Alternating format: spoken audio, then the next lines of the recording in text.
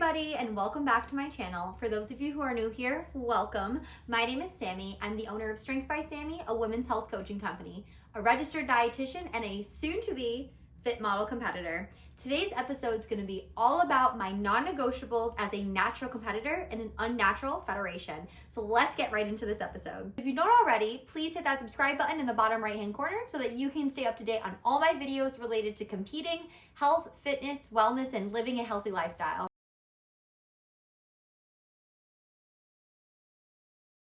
If you've been here a while, you can fast forward the first bit of this episode because I'm going to talk about a little bit of my background and where I'm coming from. Because yes, I am a natural competitor. Yes, this is my first time in the NPC, but no, this is not my first competition. I've been competing for years and I want to give a little bit about my background.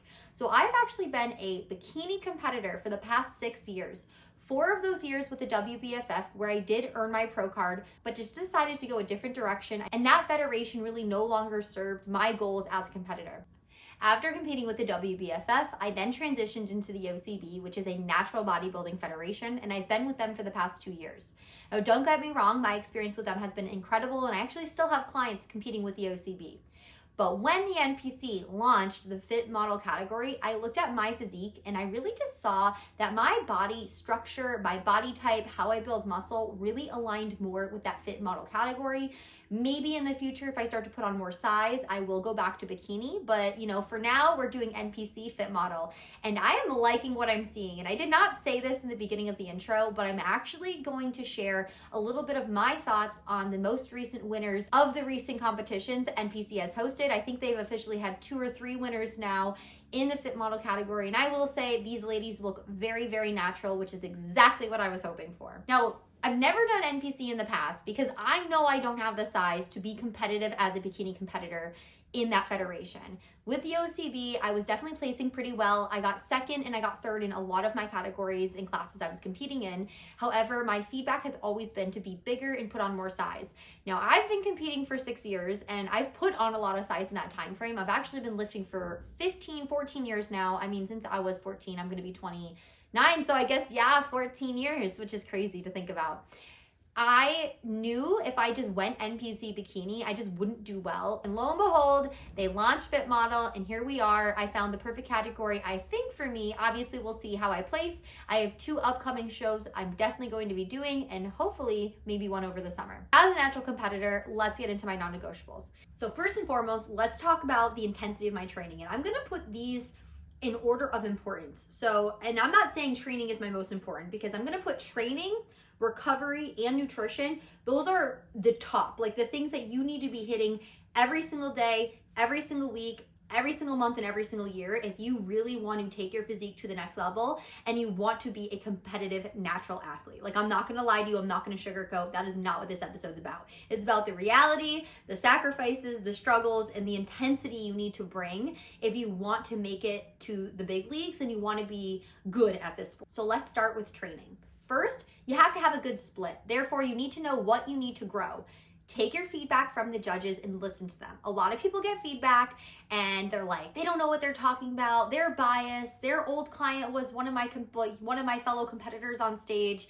You know what? No, they're there to help you. Those judges, they volunteer their time. They're not getting paid. They want to see you succeed. So listen, a lot of my feedback has been be bigger, right? Like I've said, be bigger, have more muscle, have more size. But where? That's where you're gonna work with your coach. So me and my coach had a conversation, and it's very funny because I don't wanna say I have body dysmorphia, but what I thought I needed to grow and what he felt I needed to grow were 2 different directions. I've always felt very small in my arms and my shoulders because that's really what matters is shoulders when it comes to bikini.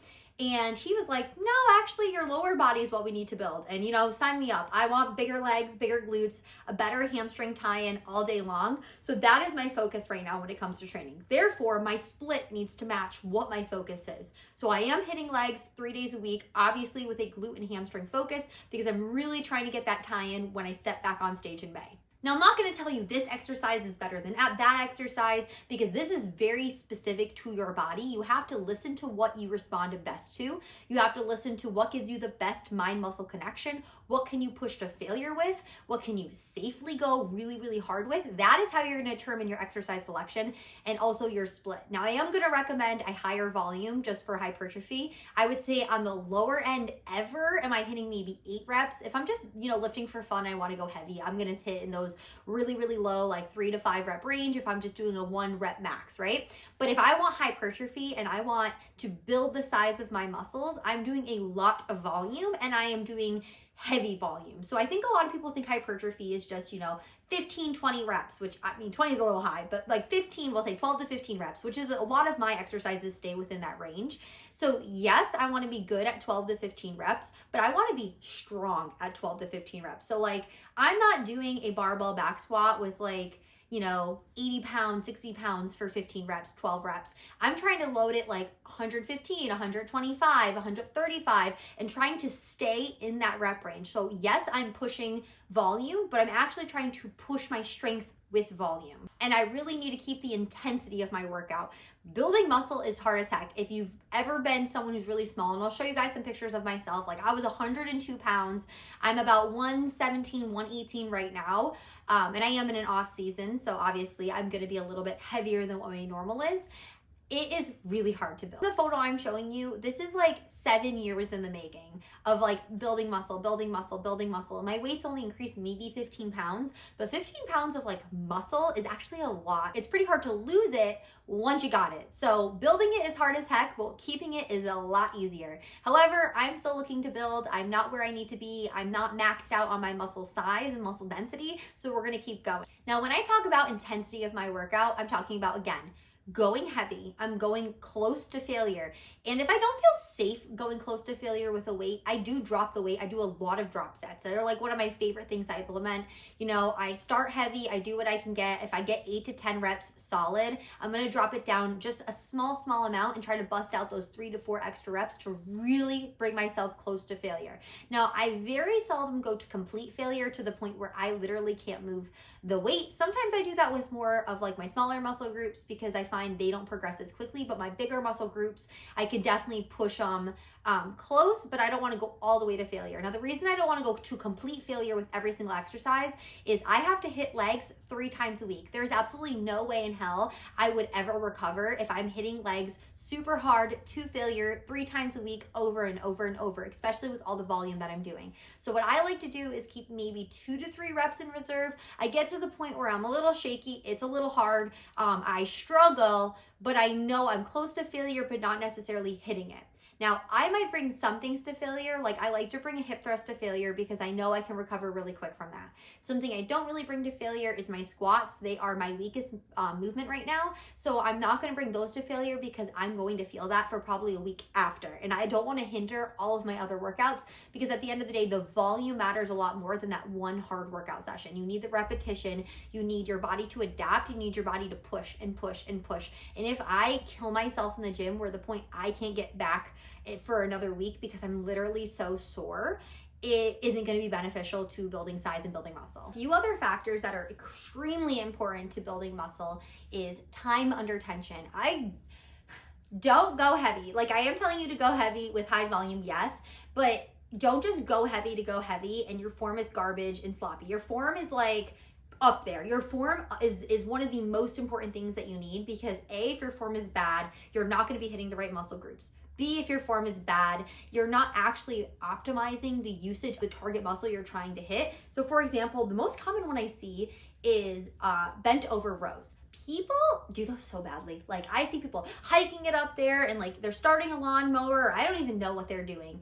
And it's not their fault. I'm not knocking beginners because I used to do that. Don't get me wrong. I used to do that. But if you're a seasoned athlete or you're someone who's been training for a while, you need to pay attention to your form and think about, are you even feeling that in your back and your lat where you're supposed to? Or are you feeling that in your traps and your shoulder? Because if you're hitting the muscle nice and heavy, but you're not even hitting the correct muscle, then you're really, really going to hinder your progress. So take the time to go through the proper range of motion, Focus on activating the muscle you're trying to hit and listen to your body and use time under tension. I keep almost all of my movements very slow, very controlled. I mean, I have some stuff I might do a little bit more explosive depending on the type of movement I'm doing, but I try to just make sure I'm feeling the eccentric and the concentric movement. So the coming down, the coming back up of every single movement I'm trying to do. Because if I'm not feeling it where I should, I'm probably not hitting the right muscle group, and that's not going to get me hypertrophy at the end of the day.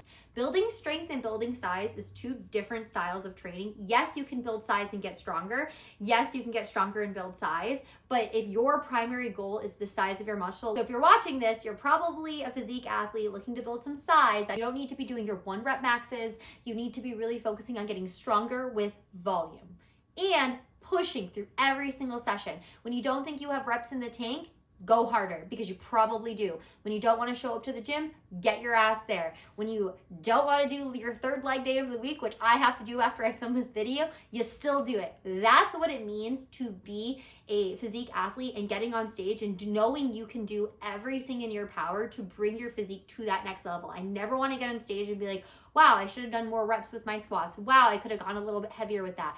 Always look to progress. So the last tip is you need to be following a plan and you need to be progressing. So what I mean by that is some people like a 4-week program, some people like a 6 to 8 week program. I don't really care. I do it based on like how my clients like to follow it, or depending on where they are in their training cycle. If it's like a building phase, a prepping phase, that kind of depends on like how long their program is. But no matter what, they are following a program. Each week you are trying to progress, whether your reps go up, your tempo, slows down, your weight increases. You need to be progressing. That is literally the bare minimum of how your muscles grow. You go to the gym, you start, it's progressive overload, right? You do 10 pound bicep curls for 12 reps. Next week, I want to see 12 pound bicep curls for the same rep range. The following week, okay, let's do those 12s, but increase the rep range. You need to be progressing. Some weeks I progress big, like I'll put 5s, maybe 10s on the bar. Some weeks I'm progressing 2 pounds. Some weeks I'm progressing 1 rep. So you need to be tracking and you need to be progressing every single workout that you can. Obviously, as a female, our hormones do cycle. I don't train around my cycle. I listen to my body in that moment. I'm currently in a high hormone phase. I'm about to start PMSing. Don't get me wrong, like I don't want to go to the gym. Am I going to go to the gym? Am I going to push? Absolutely. And I'm not going to just say, oh, well, I'm near my period, I'm going to take it light today. Absolutely not. If something feels good, I'm going to push it. I'm going to push it, and I'm going to push until my point where my body is like, okay, you've had enough, because that is what it takes to actually build muscle, actually build size, and start to see results. So like I said, training, recovery, nutrition. I'm going to, put nutrition next. We're going to talk about nutrition, because I would say training and nutrition are right up there. You can train hard as hell in the gym, but if your nutrition is shit, you are going to either put on too much fat in your off season, which I see so many athletes do. You're going to not recover, which is going to hinder, your ability to build muscle, build growth, build size, overall your physique. And you're going to kind of feel like shit. Like, I'm not going to lie, your diet matches how you feel. When I eat like shit, I feel like shit. I'm not going to lie. I'm not going to sugarcoat that. So first, let's talk about your meal plan. What are you doing? What are you following? I have some people who come to me who've literally never tracked before and they want to be a competitor. You're going to have to track your food. If you aren't already, download MyFitnessPal. It's completely free. I don't know if I'll get in trouble for saying this. Say you live in another country and you can use the scanning barcode feature. I hope that's not illegal to say. But anyways, I get a lot of people on there for free using the scan barcode. Keep it as simple and easy as possible. From there, we need to have you follow a high protein diet. I prefer like a 30-35% protein diet, and then maybe like a 30-35 carbs, and then 30-35 fat. So I guess more balanced than high protein, but your protein is going to be much higher than what any app is probably going to tell you anyways. So I typically like to start my protein around 1 gram per 1 pound of body weight. I am in a higher calorie phase right now, so I have about 30-35% of my calories coming from protein. So I'm eating about 150-160 grams of protein a day. As my calories go down, my protein intake will go down. But I'm not crazy high. Like, I've met girls my size, I'm 5'3", 117 pounds, eating 200 grams of protein a day. That is unneeded. That's excessive. When I say that's excessive, that's far too much protein.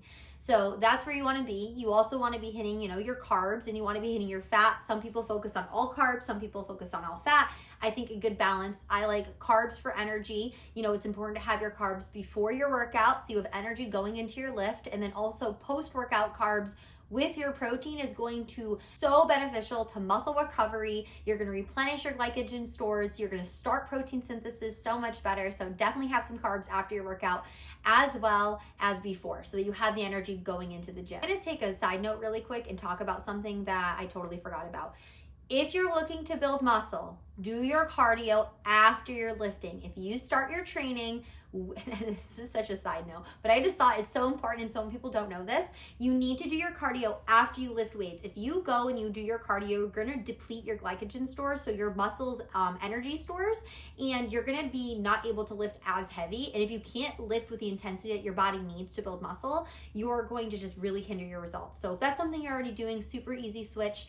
Put your cardio at the end of your workout, not at the beginning. Now, let's get into, yes, your quantity, your macros you're supposed to follow, but what about the quality of your food? Because I feel like we live in a society where anybody feels like, oh, well, I'm tracking macros, I'm eating McDonald's and pizza every day, why am I not seeing results? I will die on the hill of your quality of your food matters. Like, yes, you will lose weight if you're in a calorie deficit, you track your food. But are you trying to just lose weight from a Gen Pop perspective, or are you trying to step on the Olympia and be a competitive physique athlete? Because those are two different goals. So I don't recommend, you're eating all this processed fried food, things that you're getting from, restaurants or takeout, because you cannot control what they're putting in there for oils and butters and seasonings and sauces. So your tracking is just going to be very inaccurate, but also the quality of that food makes a difference on your performance and on your recovery. So prior, I used to be a very lax competitor, I'll say. Like in my earlier years, I would probably eat out once or twice a week, do my best to track it, because I would be like, oh, well, if I'm consistent, even if it's inaccurate, it's not a big deal. Now I'm very on top of it. Like if I am going out to dinner with family and friends, which is maybe once every 3 weeks, I will get something I know I can track, like, salmon, vegetables without oil or butter, or I'll do a salad with grilled chicken. Like I'm eating in a way that allows me that I can track my food. Now, once I go into prep, I don't eat out. Like I just don't. It's very difficult for me to do. I've done it in the past. I'm going to do my best not to be eating out, especially once I'm in prep. Unless for some reason I know it's exactly like a grilled chicken, a salad, a cup of brown rice or half a cup of brown rice or whatever fits my macros at the time. So I really don't recommend a lot of meals out. If you're in your off season right now and you want one meal out a week, I would say that's okay, but I don't call that a cheat meal. You still have to account for that. You still have to track for it, because if you have a one cheat meal a week and you go out to dinner with your friends and family, you're probably going to go over your calories very easily, and sometimes you can go over those calories for the entire week. So for example, you go out, you get an appetizer, you get a cocktail. We'll talk about alcohol in a second. You get a cocktail, then you get a burger with fries. Next thing you know, that entire meal is like 1,500 calories and you only really had 500 calories left for the day. Now you're going over, an extra 1,000 calories for the week. That could be the difference between, weight loss and weight gain, which is a huge thing. We're trying to keep our numbers close as possible, and we're trying to do very small gradual increases. Other reasons I don't eat out, which are not related to, gaining weight, gaining fat, are my weight fluctuates a ton when I eat out, mostly because everything's loaded with salt and it's typically is a higher carb meal. My weight fluctuates a lot more, so it's very difficult for me to get accurate measurements and weight statuses for my coach, because my weight is fluctuating. I'm more bloated because I'm eating, more processed foods. There's additives in there that I don't typically do with my home cooking. So a lot of the reason I don't eat out, especially on prep, but really not even in an off season, I really, really limit it. And remember, this is not Gen Pop recommendations. Like I do not recommend this stuff to my clients. These are for my competitive athletes who literally want to win their bodybuilding shows. Like this is what I'm trying to get at. It's not, someone who just wants to lose like 10, 15 pounds. That's a different story. That's a different video. So I'm going to cycle back to protein. So total protein for the day matters, but timing of your protein matters. One, you can only absorb so much protein. Everybody's different based on like your guts bioavailability, how you're able to digest it, on your height, your weight. Obviously everyone's protein needs are different, but how much protein you can literally absorb in one sitting. I typically find I do well with about 30, maybe 40 grams of protein. So I need to distribute that throughout the day. The main area I try to focus on my protein is right after a workout during my anabolic window. So I'm going to just get that protein synthesis started. I'm also going to have carbs with my protein. So I'm going to start that glycogen store replenishment process. And I'm just going to start recovering my muscles right after a nice heavy lift.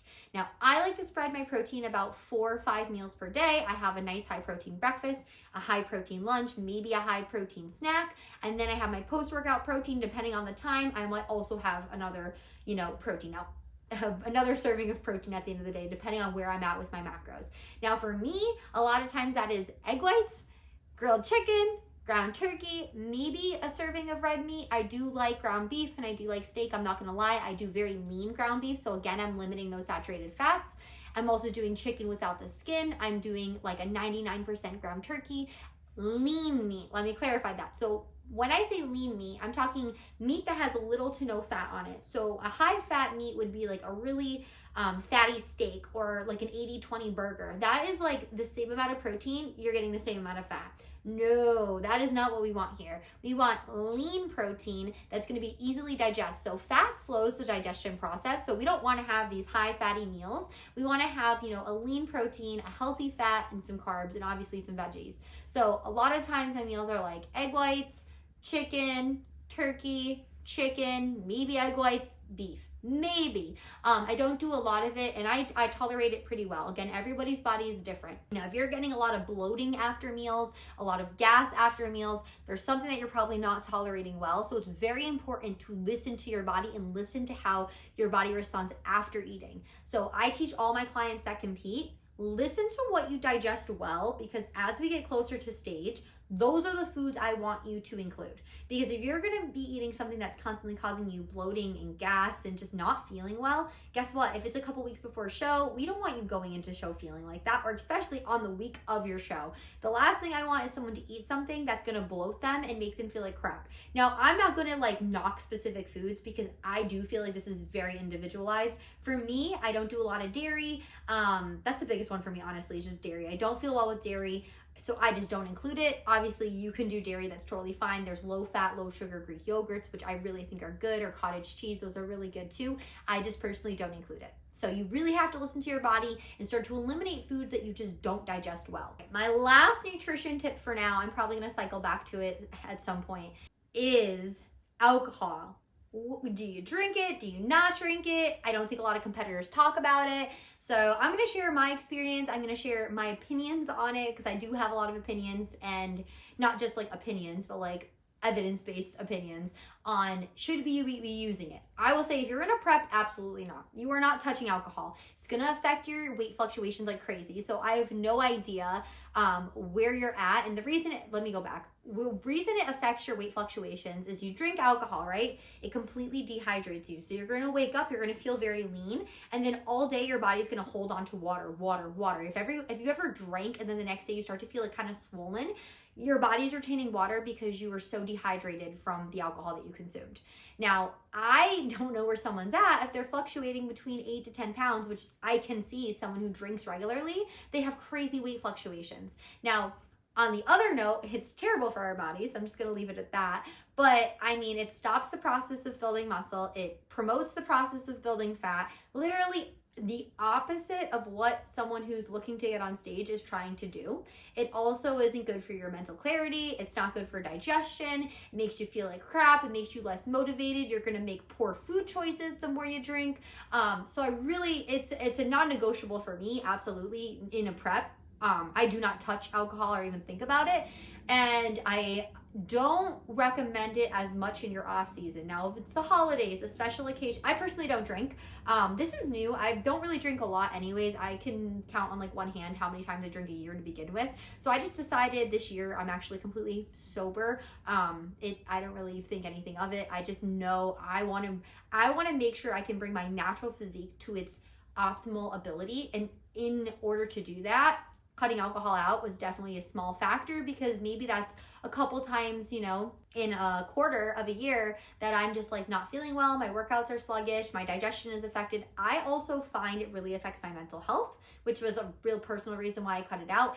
And I feel almost like sluggish for not even a couple days later, but sometimes like a week or two. A cocktail here or there, sure, I don't really see the harm if you're doing it maybe maybe once a month, if that, maybe once every 2 months.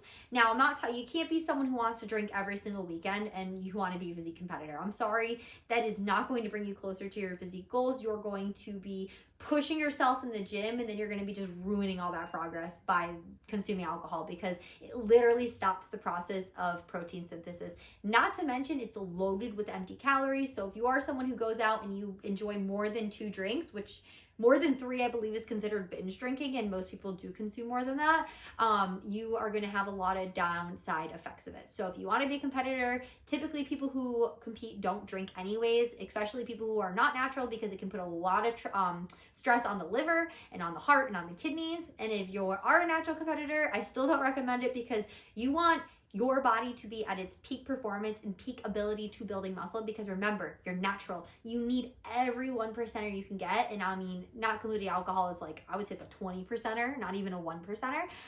But that's just my opinion. I don't recommend you do it. If you want to do it in moderation, go ahead, but you will definitely notice a difference in your performance, in your physique, the way you feel, and honestly in your recovery, which we're going to get into in my next point. Now, the most underrated protocol that you need to be following is a good freaking sleep schedule. People want to grind in the gym, they follow their diet to a T, but they get 3-4 hours of sleep. Maybe you're a shift worker, maybe you just like to stay up all night watching, TikTok, I don't know. But you have bad sleep, your muscles are not built in the gym. You are not building muscles in the gym, you're breaking them down. So after they're broken down, they then need to be recovered, replenished, and built back up. That process actually occurs while we're sleeping, and especially when we're in our deep sleep. So, there's a difference between light sleep, deep sleep. I am not a sleep expert. I'm not a neurobiologist, so I'm not going to get into the details. But for muscle recovery, you need to be getting good quality sleep and consistent sleep. So I'm talking 7 to 8 hours for men, 8 to 10 hours for women. Depending on where you are in your cycle, you might need a little bit more sleep. It's very important to have good quality and good quantity of sleep consistently, especially if you're really pushing it in the gym. Now, let's also talk about rest days, because a lot of people just want to go to the gym 7 days a week. They're like, why can't I just, push it 7 days a week and give me the size I need faster?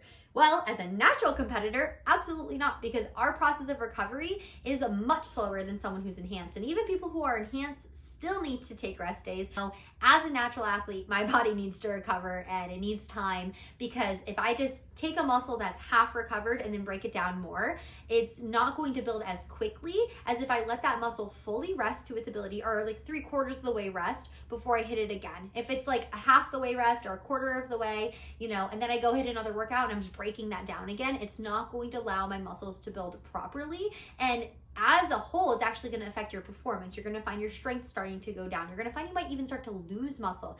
If you start to overtrain and undereat, which definitely happens when you're in a prep, you will experience atrophy, which is the opposite of hypertrophy, the process of losing muscle, the last thing any physique competitor would ever want. So we need to make sure that we're paying attention to our bodies, listening to our body. So you want to make sure you're getting good sleep. You want to make sure you're incorporating rest days. You want to make sure you're stretching, warming up, getting your muscles ready to go to the gym. The last thing you want is an injury. You need to listen to your body, and you need to know when you're on the verge of possibly an injury and how to prevent it by proper warm-ups, proper, cool downs, giving yourself the rest you need, and definitely getting good quality sleep. Now let's get into supplements, things that I find have helped. Starting off with creatine. It is one of the most evidence-based supplements to begin with.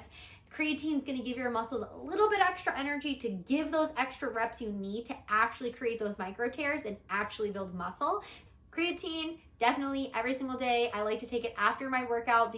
My second non-negotiable, which really isn't because I'm a natural competitor, but more because I have a lot of gut stuff, is a probiotic. I take a probiotic every single day. It helps with my skin, it helps with digestion, and it just keeps everything very regular for me. I also take a vitamin D because vitamin D is important in that process of protein synthesis. It's also important for the process of keeping your bones nice and healthy. You need vitamin D to absorb calcium.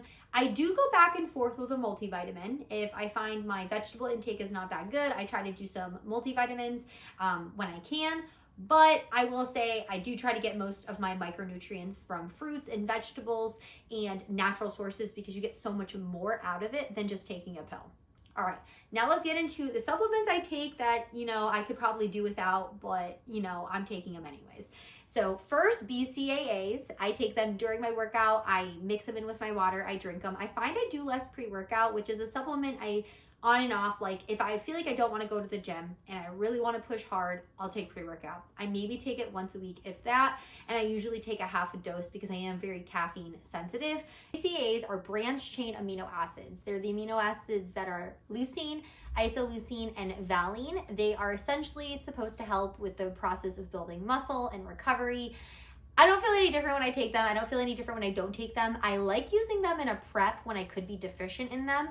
I also like the way that they taste. So the one I use is very fruity. So it almost makes me feel like I'm getting a little sweet treat out of it without actually having a lot of calories. Another supplement I take around my workout is glutamine, which is also supposed to help reduce muscle soreness and help grow muscle size. I take that after my workout, not during. And again, that's another one. I don't really feel a difference. I mean, if I stopped taking it, maybe I would. I don't really notice too much of a difference. I'm still sore when I really push my body, but I'm never at the point where I'm so sore that I can't work out the next day. But my last one. Now I just remembered one. Digestive enzymes, which I might actually put back up in my non-negotiable ones that I do think really helps. I am someone who experiences a lot of bloating, a lot of digestion problems after big, heavy meals. And since I've been taking my digestive enzymes, and I just take a multi-digestive enzyme, I think it has like pepsin in it, the pancreatic enzyme in it, and something else in it. It's just like a general multi-digestion enzyme. I take it with my bigger meals and I feel a lot better. Like my digestion's been better. I have less bloating. I don't feel like a lot of gas pain, which I have, again, terrible digestion. I get a lot of pain after big meals. So that one's actually really been helping me just really absorb. So why take digestive enzymes as a bodybuilder? Like that doesn't make sense. But what it's gonna do is it's gonna break your food up better so that you actually digest your food better, because you can't absorb food that you're not digesting. So I'm gonna try to optimize my digestion with good fiber, probiotic, digestive enzymes, things that are gonna help me absorb my nutrients better, because if I can absorb my nutrients better, then I'm going to recover better. I'm going to utilize them better, because you're not going to use everything you eat. Take something that's going to help me absorb them a little bit better.